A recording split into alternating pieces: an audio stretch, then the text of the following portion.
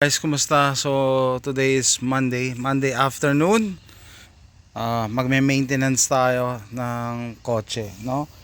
2013 Nissan Sentra. Change oil ko na rin. Hindi ko na i-vlog yung pag-change oil, pa ko na ginagawa yan. Pero, meron tayo bago install. First time ko rin mag-install ng ganito eh. Wheel spacer.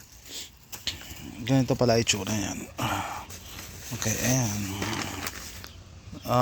Pares binili ko para sa harap. So aluminum lang siya.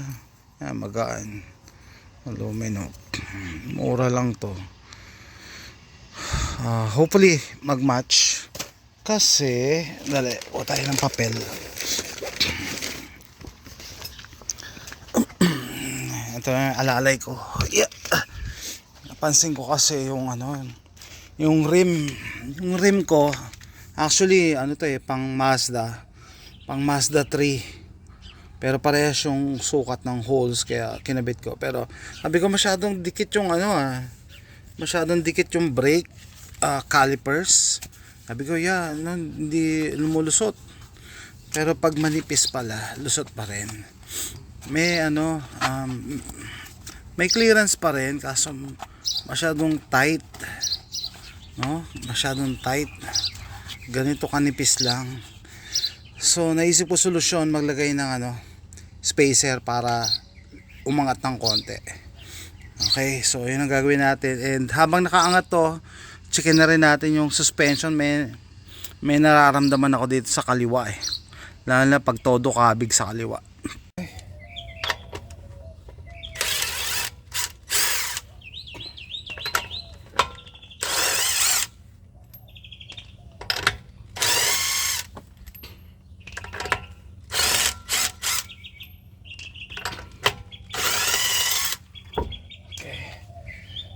Okay.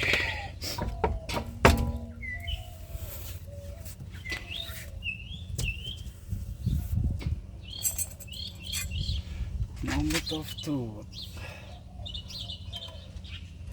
Yeah. Alright. Fits.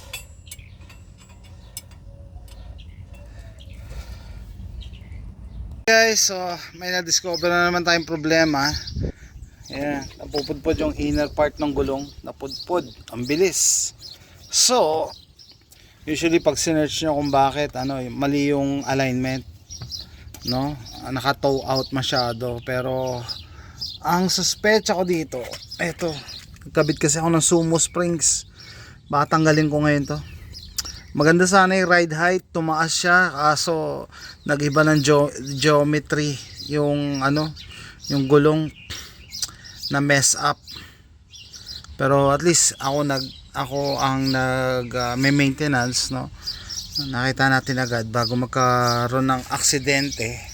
So hindi na to pwede sa harap. Lipat ko muna to sa likod, then bibili tayo ng pamalit. Pero ito talaga suspecha ko kasi dati nung wala namang problema ng ganyan, no. Napupudpod agad. Yan. So chine-check ko lahat, okay naman to. Yung mga other parts ng suspension dito lang yung dinagdag ko. Ay nako, maganda sana tumaas kasi sumasayad ako pagka nagpa-park ako sa gutter, tumatama ako sa gutter. Pero this has to go. Stick.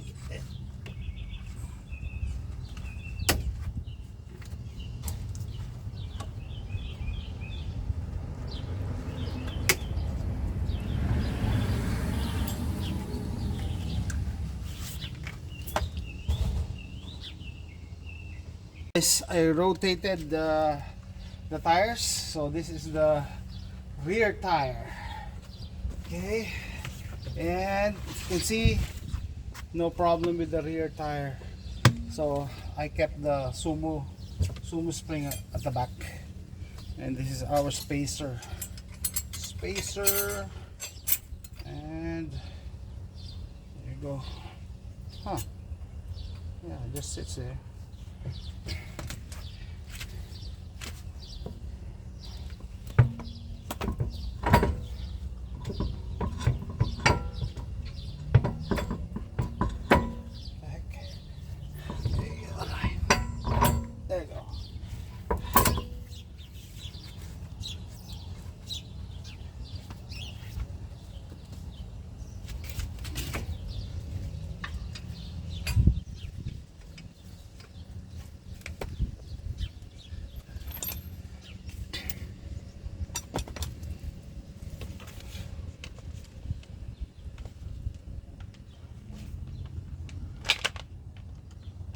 Come on.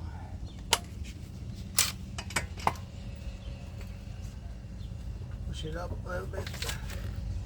Push it up.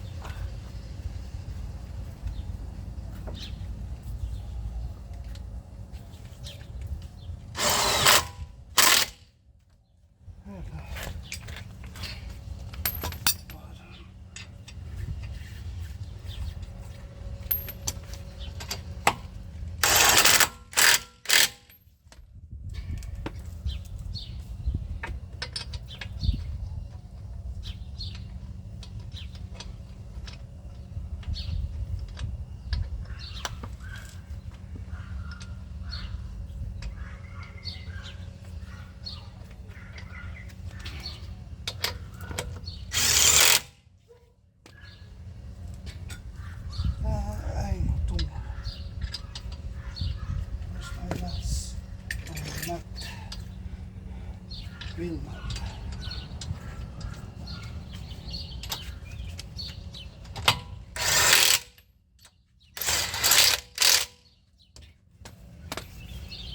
Okay. Space, yep. The gap. There you go. Better. So this is the other side, passenger side. Here we go. There you go. I think it's better. It's better.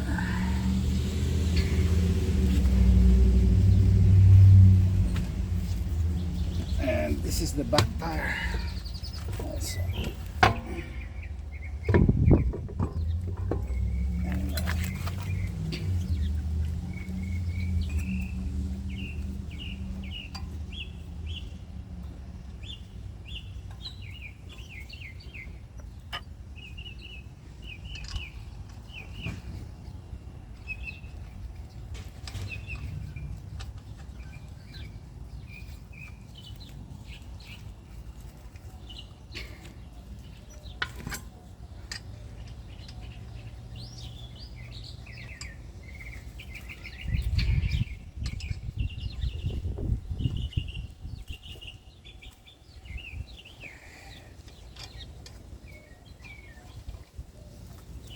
Okay.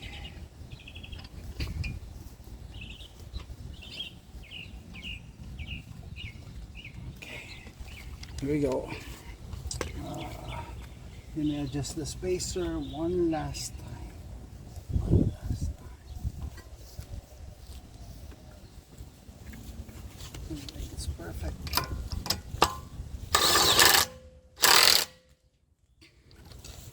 All perfect.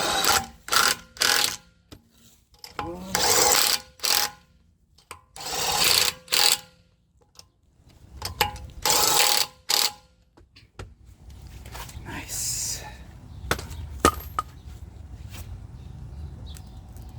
Tapos na ako, nag-oil change na rin ako, hindi ko na lang binidyo para mabilis. Pero sa gulong, yun nga no, revelation. So maganda regular maintenance. Kasi no, minsan guilty yung mga car owners na oy, papa-maintenance ko, hindi, next na lang, next na 3,000 na lang. So buti regular yung maintenance ko. 3,500 miles to 3.5. So yun nga, pudpud na pala yung loob. Na mess up yung alignment. Tapos I'm sure ito nilagay natin na na spacer, ayan yung aluminum spacer na yan, makakatulong yan, nagkaroon ng gap dito, no? So ayan guys, nilipat ko sa likod yung pudpud. Ang importante ito, pero syempre papalitan, gusto ko kasi palitan na to isang set, gusto ko yung mas mataas mas mataas. Nawala sa isip ko na hindi pala para sa Nissan tong rim na to, para sa Mazda to, kaya talaga dapat gamitan ng spacer.